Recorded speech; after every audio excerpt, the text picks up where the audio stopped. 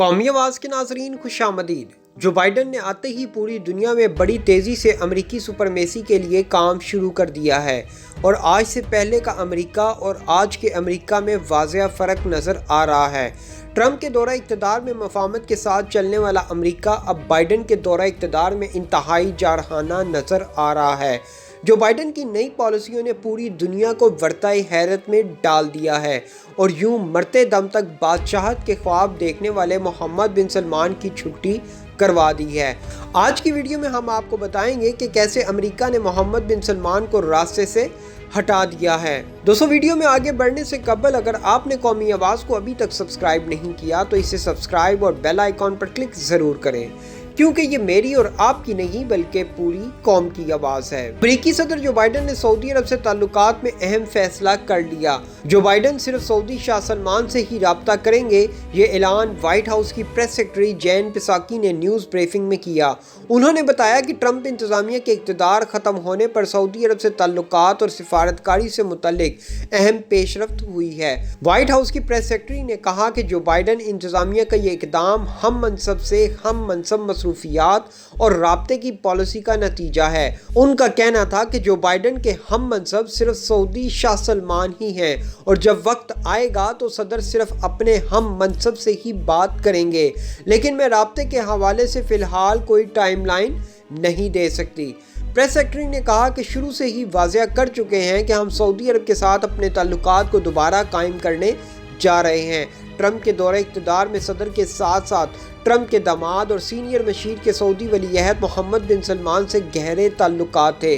वाज़ेह रहे कि वलीअहद मोहम्मद बिन सलमान को सऊदी अरब का ताकतवर तरीन लीडर कहा जाता है, लेकिन हकीकी तौर पर अगर देखा जाए तो सबसे ज़्यादा इख्तियारात 85 साला शाह सलमान के पास ही हैं। दोस्तों, नए अमेरिकी सदर बाइडन की तरफ से मोहम्मद बिन सलमान के लिए ये एक बहुत बड़ा झटका है। खबरें यहाँ तक हैं कि नई अमेरिकी इंतज़ामिया ने मोहम्मद बिन सलमान की जगह अपना वलीअहद चुन लिया है। नई अमेरिकी इंतज़ामिया के बारे में कहा जा रहा है कि वो मोहम्मद बिन नाइफ को बिन सलमान का मुनासिब तरीन नेमुल बदल करार दे रहे हैं। अमेरिकी इदारे ब्रोकिंग्स ने मोहम्मद बिन नाइफ की रिहाई के लिए सऊदी वलीअहद पर दबाव डालने की ज़रूरत पर जोर देते हुए मोहम्मद बिन नाइफ को वाशिंगटन का करीबी तरीन मोहरा करार दे दिया है। फॉक्स न्यूज़ एजेंसी की रिपोर्ट के मुताबिक अमेरिका के तहकीकाती इदारे ब्रोकिंग्स ने अपनी एक रिपोर्ट में इंकशाफ किया कि साबिक वलीअहद मोहम्मद बिन नाइफ का कोई जुर्म नहीं है और वो अमेरिका के लिए बिन सलमान की जगह एक मुनासिब ऑप्शन है। इस रिपोर्ट के मुताबिक बिन नाइफ को जेल में डाले जाने की बुनियादी वजह सिर्फ ये है कि वो मोहम्मद बिन सलमान के लिए मुश्किलात खड़ी ना कर सकें। ब्रोकिंग्स ने मोहम्मद बिन सलमान को एक ख़तरनाक फ़र्द करार देते हुए कहा कि मोहम्मद बिन नाइफ की ज़िंदगी इस वक्त ख़तरे में है। रिपोर्ट में बाइडन इंतज़ामिया को मशवरा दिया गया कि फौरी तौर पर बिन नाइफ के लिए कदम उठाया जाए, क्योंकि वो अमेरिका की कौमी सलामती के लिए इंतहाई मौसर और मुफीद तरीन फ़र्द है। वाज़ेह रहे अमेरिकी नज़रिए और सियासी हलकों की जानिब से बिन सलमान की जगह उनके छोटे भाई खालिद बिन सलमान की वलीअहद के इशारे भी दिए जाते रहे हैं। वाज़ेह रहे मोहम्मद बिन नाइफ को जनवरी 2017 में वलीअहद से हटाकर उनकी जगह शाह सलमान ने अपने बेटे मोहम्मद बिन सलमान को अपने जानशी के तौर पर मंसूब कर दिया था। मोहम्मद बिन सलमान ने 5 मार्च को बिन नाइफ को गद्दारी के इल्ज़ाम में गिरफ्तार करने के बाद जेल में डाल दिया था। दोस्तों, इस वक्त मोहम्मद बिन सलमान जान चुके हैं कि अमेरिका नहीं चाहता कि मोहम्मद बिन सलमान आइंदा बादशाहत के मंसब पर फाइज हों। इसके लिए वो हर तरह की चालें चल रहे हैं। दूसरी तरफ मोहम्मद बिन सलमान ने भी अमेरिका के खिलाफ डट कर बयानात देने शुरू कर दिए हैं और हम कहते रहे हैं कि जिस तरह तैयब उर्दगान ने अमेरिका के लिए वाज़ेह लाइन खींच ली है, जिसमें अमेरिका को वाज़ेह पैगाम दे दिया गया है कि अमेरिका डबल गेम ना खेले, वाज़ेह करे कि अमेरिका तुर्की के साथ खड़ा है या नहीं। बिल्कुल इसी तरह अब सऊदी अरब ने अमेरिका को बराह रास्त निशाना बनाते हुए OIC और अक़वाम मुत्तहिदा में पैगाम दे दिया है कि अमेरिका को फैसला करना होगा कि वो किसके साथ खड़ा है। दोस्तों, इस्लामी ताउन तंजीम OIC ने सऊदी अरब की इबहा इंटरनेशनल एयरपोर्ट पर हूसी दहशत गर्दों के एक और बारूदी ड्रोन हमले की शदीद मज़म्मत کی ہے۔ سعودی خبررساں ادارے SPA کے مطابق OIC کے سیکرٹری جنرل ڈاکٹر یوسف نے بیان میں کہا کہ حوثیوں کا نیا حملہ گھناؤنا اقدام ہے۔